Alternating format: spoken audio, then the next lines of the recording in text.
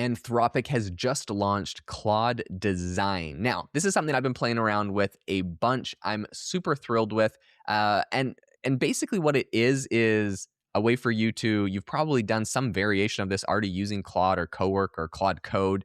But you can explain a website or a product that you'd like it to design. It will pull it up and create it for you, and you have kind of a visual editor. So if you're watching this on YouTube, by the way, and there's a link in the description, we'll be screen sharing a little bit of what it looks like and talking a little bit more about this story. But I think there's also a huge story in here about Figma, which is, how you used to design things, which is taking a pretty massive beating lately after a lot of this stuff comes out. So anyways, we're getting into all of it on the podcast today. There'll be plenty of drama. Before we get into that though, Jamie, do you want to tell them about the Skool community? Yeah, if you've ever been interested in learning how to make money using AI or even grow your business, you got to check out our Skool community called AI Hustle. Each week we release bonus content over there, and we cover a variety of topics. We've been heavy in vibe coding this year because Jaden and I are both building projects with it, but we have over 100 episodes over there, plus a thriving community of people who are in the same space building things. It's really a great place to be. It's $19 a month, and you can lock that price in today if you join. And we also this week released more of a tutorial about Claude Design, how Jaden is actually using it to build a really cool news site that will pull in his own quotes from podcasts. It's really, really cool. So if you want to go check that out, check out our Skool community. We'd love to have you be a member. But let's talk about Claude Design. This is especially exciting news to me as well, because I'm a heavy Lovable user, and Lovable definitely has some of its downfalls, specifically in the design area. There's a lot of times Lovable sites, unless you make a lot of tweaks, look very similar to one another. They kind of have a basic design that requires a lot of time and tweaking to get it to look really, highly designed, unique, that sort of thing. But with Claude Design, it's really impressive. You can essentially screenshot other websites that you like how it's designed, and it will copy for you. You can make visual tweaks, and it happens instantaneously. You don't have to prompt Lovable to make the change and then wait 30 seconds. It's very fast. Looks really, really good. And so, yeah, I think Claude just kind of picks one industry after another and kind of decimates them with their amazing products. As Jaden had said, Figma, maybe in trouble after this because it basically does everything that Figma and then also Lovable does, but it's within Anthropic's, ecosystem.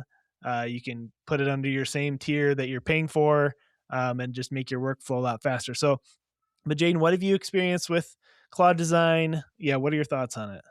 Okay, well, I want to just give everyone watching like a sneak preview of it.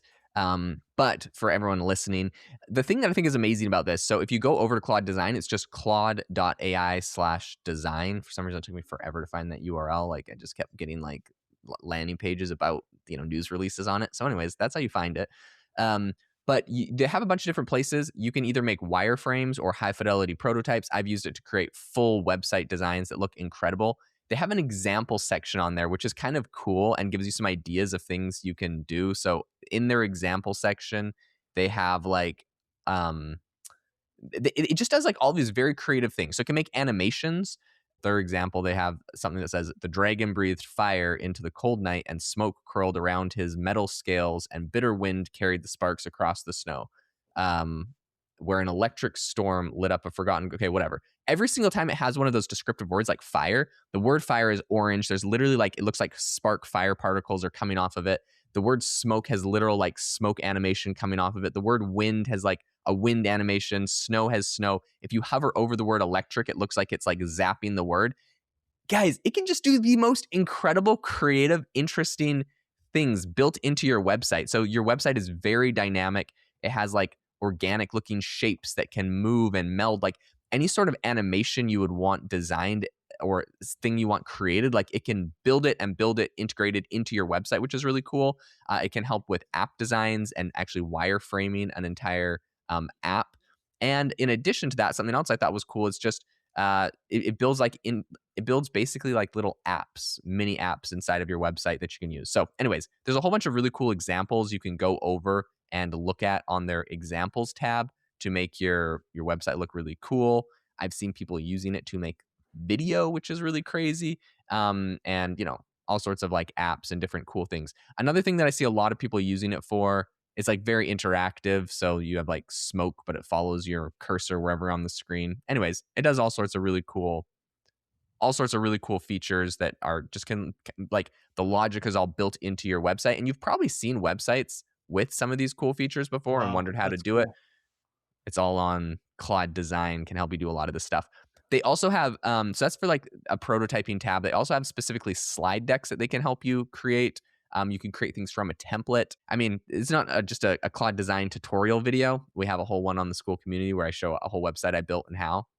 But one thing that I did think was pretty cool and also pretty scary is, I mean, it's not scary for users, it's great for us, but for the design industry, shots are definitely being fired because right now Claude Design is it has a lot of drama with Figma.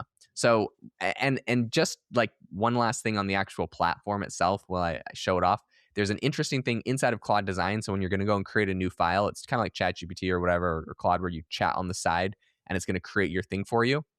They actually have a drag in a Figma file button. So literally like if you are a heavy Figma user and all your projects are on Figma, you can download your Figma file, upload it here, and it's going to not just not just create the design, but like it codes the whole website for you, and you can export this to Claude Code, and it's like ready to go. So they really have they literally have a Figma file button. They're taking a shot directly at Figma.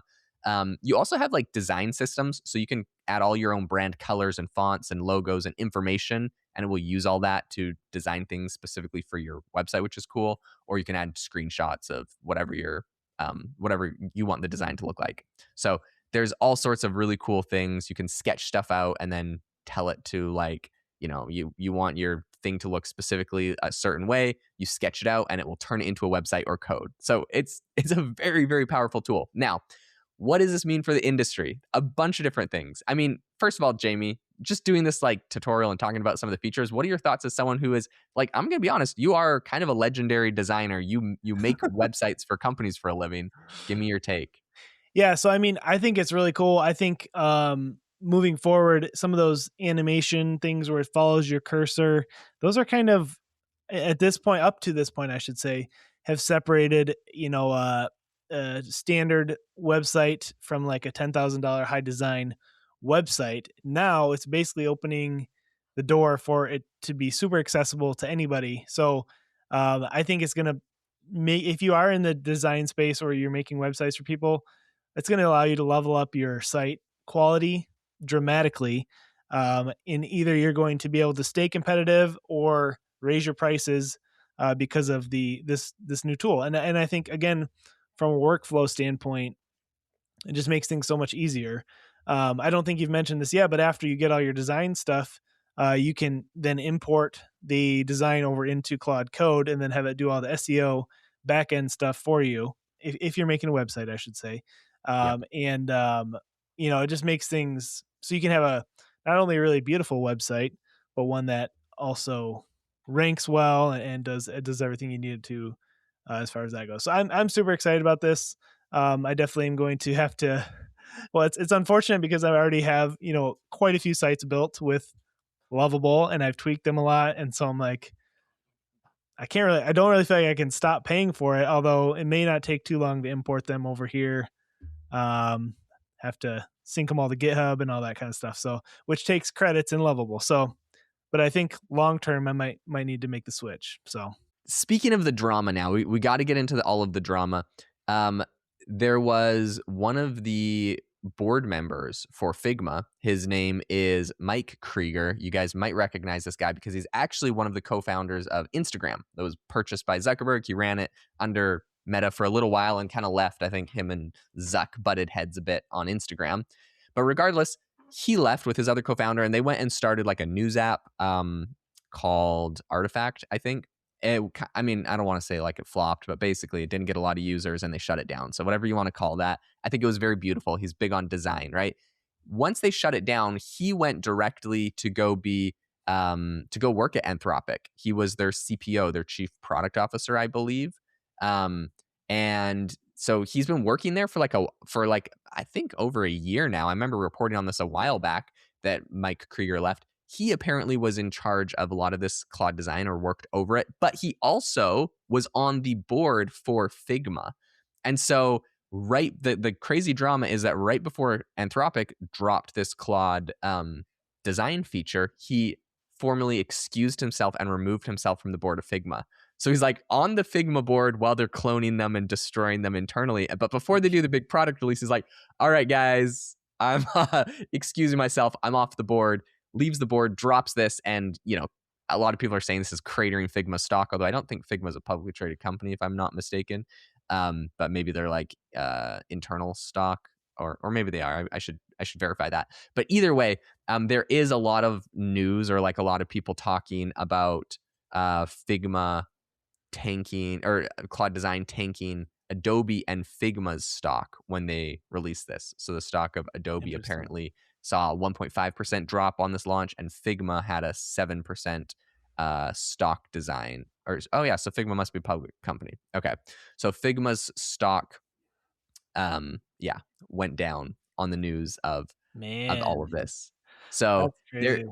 yeah, there is definitely some bad blood, especially with what I showed you guys earlier of like how you can literally import a Figma project in there. I would like to just formally say I am not sad about this. Figma was the bane of my existence for like a year of my life. So in the nicest way possible. Um, and to be fair, if Figma wants to basically clone Claude Code and have a chat interface where you talk to it and it builds things for you, I'll eat all my words and I'll become Figma's biggest fan. But basically, and actually Adobe too. I have this major beef with Adobe as well, which I've used my whole life. I just absolutely detest software that has 1,000 different little settings and buttons. And anytime I want to do something, I got to go watch a YouTube tutorial. That is just so not intuitive. It's a horrible user experience. I think all of these companies got away with it for so long, just building horrible design tools. And I basically switched from Photoshop, which I used for my whole life growing up, to Canva in college, which Canva was like this really nerfed thing, but it was so simple, so clean, so easy. I use Canva for all my designs. I'm sure I sound very ghetto to everyone. Any real designers listening to me. But I will also say, if to be fair, my first app I ever built was with Adobe XD, which was kind of like a ghettoer version of Figma. I didn't really know about Figma at the time. I started in college and I'd used Adobe. So I figured out the whole Adobe XD thing. Then once I started building AI Box 3 years ago, I was like, okay, this is a serious company. We can't use XD anymore because all the designers use Figma. And so I'm like, okay, I got to figure out Figma. It was way worse. It was horrible, terrible year. I just hired designers and I paid an insane amount of money to get everything designed. And now that they're getting disrupted, I'm just like sort of happy. I'm sorry, Figma. Well, that's honest at least. So thank you for your honest opinion. I would love to have a conversation. Maybe you'll say this for another podcast episode, but I feel like a big change coming with a lot of these things. There used to be, if you had a good business idea, you'd get acquired by a bigger company.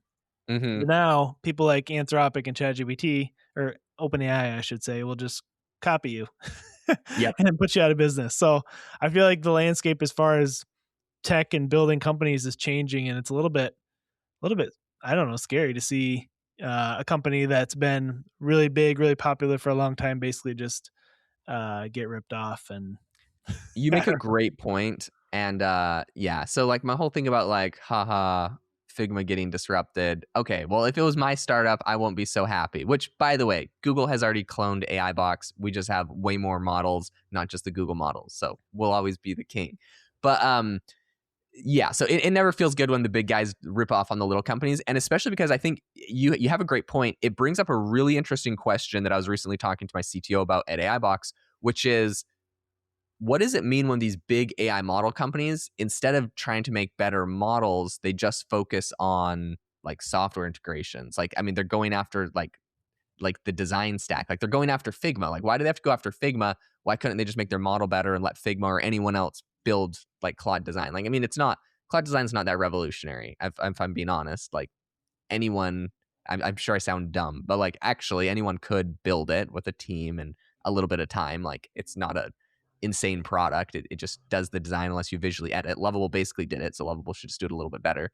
Um, So like, why do they have to go after that? And I think the reason is because they've raised so much insane amounts of money. They want to capture the value at like so many levels of the stack, and they just see, look, we have a great product. Before Figma figures out how to do this, we're just going to build our own and disrupt them and take some of their money. So they are kind of like eating up the whole software industry, which is tricky because they also have access to the best models. Like they haven't released their Claude Mythos, supermodel or whatever, but but they use it internally, they've said, to work on all their own stuff. So it's like they get this little superpower with like the best model, and they just like use it to go clone everybody else Yeah. and then release it to all of us peasants afterwards. So yeah, I guess that I like a lot less with this, but I guess my sentiment is more like Figma should have done this themselves already, and Adobe. If Adobe is listening, you guys need to incorporate chat for every single software you have to do all of the same kind of edits. And also Adobe, if you're listening, you guys should be less of scammers on your pricing model. Absolutely. I think they have like lawsuits or something against them. And so maybe this changed. But I will say, and I'm just publicly calling them out right now because it's ridiculous. But Adobe, the way that you guys make it so that if someone does an annual subscription, in order to cancel their annual subscription, they have to pay like $100 cancellation fee. That is the shadiest thing I've ever seen. So I'm sure your bean counters that told you to do that are really happy about the extra money you made. But I am not a fan of your products or your platform or your company because of that. Yeah. Ouch. So, Harsh. anyways, I'm getting all the hot takes out, but that is shady. Okay, the Agreed. software is great. Agreed. Everything else about it's great. Shame on you for the financial element. All right, Jamie, please bring this down to a cooler, level-headed outro on this episode. Hey, thanks for listening, guys. If you are listening, wherever you're listening, if you could review us, we would really appreciate that. Leave us some stars. Those help us reach more people. I think we're trying to still reach 100 reviews on Apple Podcasts. So we're close. So if you could help us push us over the edge, we would really appreciate that. And again, check out our AI Hustle School community if you want to actually learn how to use some of these tools to make money and grow your business. Thanks for listening, and we'll see you next time.